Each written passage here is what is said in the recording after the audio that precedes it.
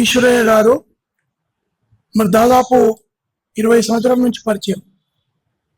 అయితే సార్ని మేము కలిసినప్పుడు కొన్ని చిన్న పిల్లలం బిహేవియర్తో కలిసినప్పుడు కొన్ని ప్రోగ్రాంలు చేస్తుండేవాళ్ళు. ఇక్కడ కృష్ణ గారు కూడా ఉన్నారు. మేము బేలా అనే ఆదిలాబాద్లో బేలా అనే ఒక మండల్లో అక్కడ పూల విగ్రహాన్ని ఇనాగ్రేషన్కి వెళ్ళాం. అయితే అప్పుడు రాథోడ్ ఎంపీ గారు, జోగురామన్ ఎమ్మెల్యే గారు, రాథోడ్ గారు చనిపోయారు పాపం. అక్కడ విగ్రహ ఆవిష్కరణ చేసాం. తర్వాత మనం మహారాష్ట్రలో అకోలా డిస్టిక్లో అక్కడ ఒక స్కూల్ ఉంది రాంబాబుతో. ఆయన స్కూల్ పేరే మహాత్మా జ్యోతిబా పూలే స్కూల్ ఉంది. అయితే ఆయన ఒక కాలేజ్ పెట్టారు.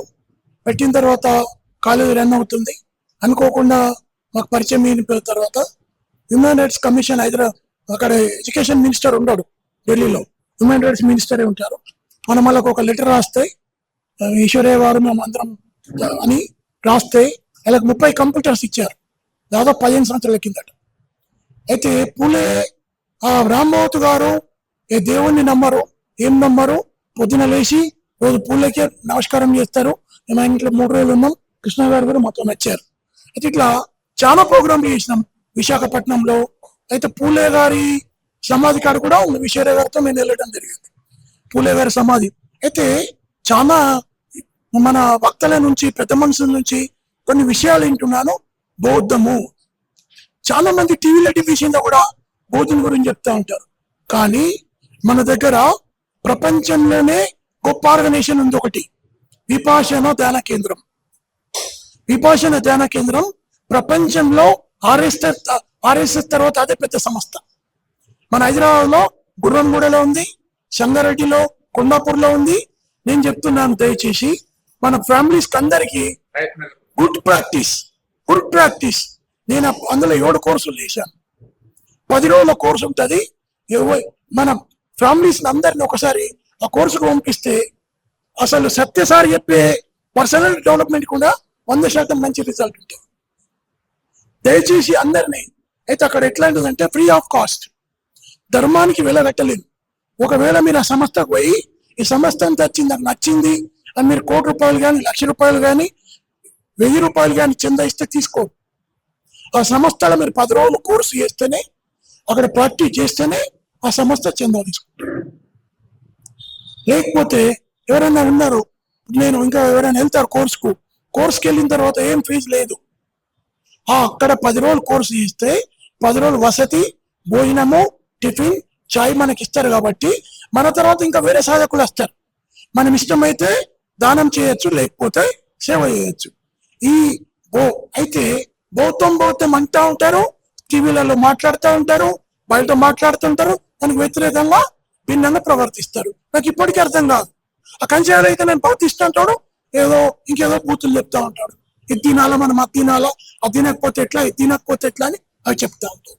అయితే ఇవన్నీ బౌద్ధిజానికి కొంచెం వ్యతిరేకంగా పోయినట్టు అనిపిస్తుంది. ఆ ప్రాక్టీస్కి వెళ్ళండి, ఆ ప్రాక్టీస్లో నేర్చుకోండి. అయితే ఇంకొకటి, ప్రపంచంలోనే భారతదేశంలో మొట్టమొదటి పూలే గారి స్కూల్ ప్రైవేట్ స్కూల్. పూలే గారు ప్రైవేటిజానికి వ్యతిరేకం కాదు. పూణేలో ప్రైవేట్ స్కూల్ ఉంది, మేము పోయి చూసాం. పూలే గారు ఎవరైతే స్కూల్ పెట్టారో, ఆ స్కూల్ నడిపించారో, ఆ స్కూల్ పోయినాం. అప్పుడు బ్రిటిష్ గవర్నమెంట్ ఆయనకు పర్మిషన్ ఇచ్చింది. మన నిజాం ఉండే, అప్పుడు మహారాష్ట్రలో నిజాం గవర్నమెంట్ ఉండే, పూలే బ్రిటిష్ గవర్నమెంట్ ఉండే. అయితే పూలే గారు స్కూల్ పెట్టారు. అయితే పూలే గారు స్కూలు మేము పోయినాం, అంత కూలిపోయింది. దానికి మాట్లాడినాం, అని చేసినాం, వచ్చినాం. పూలే గారి సమాధి దగ్గర పోయినాం, దర్శనం చేసుకున్నాం, కొన్ని బుక్స్ తీసుకున్నాం. ఆ బుక్స్ తీసుకొని వచ్చినాం. ఇంతకుముందు మా బ్రదరు బౌద్ధం శరణం గచ్చామి అని చెప్పారు. బౌద్ధం అంటే ఏంది? పాలి భాషలో ధర్మం. మనకు అప్పుడు భాష లేదు, ధర్మం బదులు దమ్మం అనేవాళ్ళు. పాలి భాషలో దమ్మం అంటే ధర్మం. పాలి భాష ఉండేది బుద్ధుడి కాలంలో, మొత్తం పాలి భాష. మనకు సంగారెడ్డి పక్కన కొండాపురం ఒక మండల హెడ్ క్వార్టర్ ఉంటుంది. అందులో బ్రహ్మాండమైన ఒక లైబ్రరీ ఉంది. అలా పాలి భాష పుస్తకాలు ఒక 500 నుంచి 600 పుస్తకాలు ఉన్నాయి. కాబట్టి దీన్ని ప్రపంచంలోనే అత్యధికంగా ప్రాక్టీస్ చేసే విద్య విపాసన విద్య. దానికి ఇంచుమించు ఇప్పుడు ఆర్ఎస్ఎస్ ఏ విధంగా అయితే కార్యకర్తలు ఉన్నారో, ప్రపంచంలో అన్ని దేశాలలో విపాసన సాధకులు ఉన్నారు. ఇది దయచేసి మన కుటుంబాల వాళ్ళు ఎవరైనా ఉంటే వెళ్ళి సాధన చేయండి. ఫ్రీ ఆఫ్ కాస్ట్ ఆన్లైన్లో విఐఎంసి అని కొడితే వచ్చేస్తుంది.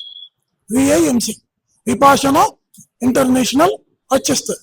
దయచేసి ప్రయత్నం చేయండి. తర్వాత ఈశ్వరయ్య గారితో ప్రయాణము, ఈశ్వరయ్య గారు ఈశ్వరయ్య గారు చెప్పిన తర్వాత మేము ఇంటి దగ్గర పూలే బొమ్మ పెట్టి జయంతి వర్ధంతి చేస్తే మాకు ఎక్కిరిచ్చేవాళ్ళు. మరి వీళ్ళ తాత చచ్చిపోయినేమో యజమ్మమ్మ ఇప్పుడు తీసుకొచ్చి ఫోటో పెట్టి ఉండాలి. చౌరస్తాలో స్కూళ్ళల్లో చేసేవాళ్ళం. మెల్లమెల్లగా స్కూల్స్ అయితే ఈశ్వరయ్య గారు మా బోధనకు నిజామాబాద్కు చాలాసార్లు రావటం జరిగింది. ఒక రాష్ట్ర స్థాయి సమావేశం కూడా బోధనలో పెట్టినాం. 5-6 డెవలప్మెంట్ క్లాసులు పెట్టినాం. కాబట్టి ఈశ్వరయ్య గారి ఆశయాలను ముందు తీసుకోవడానికి ప్రయత్నిస్తూ ఉన్నాం. సప్తసారితో కూడా కలిసి సాధనా సమితి, ఐఏఎస్ కోచింగ్ సెంటర్ సాధనా సమితి నారాయణగూడలో పెట్టినప్పుడు కూడా నిజామాబాద్, హైదరాబాద్ నుంచి చాలా మంది విద్యార్థులు అక్కడ జాయిన్ కావడం జరిగింది. కాబట్టి మన సిద్ధాంతాన్ని ముందుకు తీసుకుపోయేటప్పుడు మనకు కొన్ని అడ్డంకులు వస్తూ ఉంటాయి. అయితే సార్ అప్పుడు రాష్ట్ర స్థాయి కమిటీలు వేసారు. తర్వాత ఢిల్లీలో ఒక మీటింగ్ పెట్టినాం, ఇంటర్నేషనల్ మీటింగ్ పెట్టి అన్ని రాష్ట్రాల నుంచి పిలిపించి ఒక పెద్ద మీటింగ్ పెట్టినాం. ఆ తర్వాత ఈశ్వరయ్య గారికి ఆరోగ్యం సహకరించలేకపోవడం, తర్వాత కరోనా ఎఫెక్ట్ రావటం, కొంచెం ప్రోగ్రామ్స్ అన్ని ఇన్యాక్టివ్ కావటం. కాబట్టి ఇప్పటికి కూడా సతీష్ గారు దాన్ని ముందుకు వస్తున్నారు. సత్య సారు, నారాయణ గారు సార్ ఉన్నారు. సార్ మేము వృత్తి సంస్థ నుంచి మీ ఆశయాలను ముందుకు తీసుకుపోవడానికి మా బుద్ధి ఆరోగ్యం సహకరించిన రోజులు పూలే గారి ఆశయాలను ముందుకు తీసుకుపోవడానికి కృషి చేయడానికి మేము సిద్ధంగా ఉన్నాం. ఈశ్వరయ్య గారి ఆశయాలను కూడా మేము ముందుకు తీసుకుపోవడానికి సిద్ధంగా ఉన్నాం. మీరు మనం అందరం కలిసి ఒక ప్రణాళిక వేసి జిల్లా వైపు చెప్తే, జిల్లాలో కొంచెం మోటివేట్ చేస్తే మంచి ఆదరణ ఉంటుంది. దీన్ని ఆలోచన చేయాలి. పోయినసారి కూడా మనం అనుకున్నాం, బీసీ విద్యార్థులకు 3 సంవత్సరాల నుంచి తెలంగాణ గవర్నమెంట్, పాత గవర్నమెంట్, కొత్త గవర్నమెంట్ విద్యార్థులకు రీఎంబర్స్మెంట్ ఇవ్వకుండా, కొందరు డిగ్రీలలో చేరకుండా, ఉన్నత పోకుండా, కొందరు పేద విద్యార్థులు ఆ ఫీజులు కట్టలేక సర్టిఫికెట్లు తీసుకోలేదు. దీని గురించి మీరు ఒకసారి ప్రెస్ మీట్ పెట్టి తొందరగా బీసీ విద్యార్థులకు స్కాలర్షిప్ ఇవ్వాలని కోరుతూ మన సంస్థ దాన్ని కూడా ఆలోచన చేయాలని అవకాశం ఇచ్చిన ప్రజలందరికీ ధన్యవాదాలు.